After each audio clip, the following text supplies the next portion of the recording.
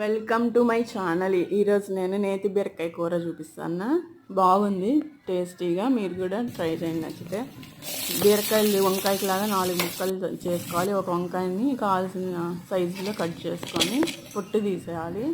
ఇప్పుడు మసాలా కోసం కొంచెం జీలకర్ర, ధనియాల పొడి, కొబ్బరి, శనక్కాయలు, పసుపు, ఉప్పు, కారం అన్ని దాంట్లోనే వేసేసి పొడి చేసుకోవాలి.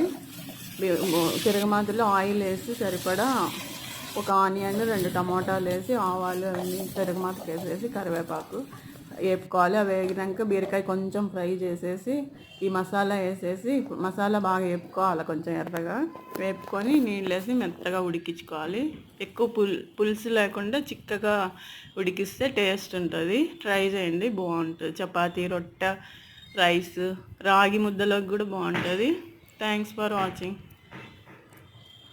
బయట తెచ్చుకున్న చేప ఫ్రై, అది వెరైటీ.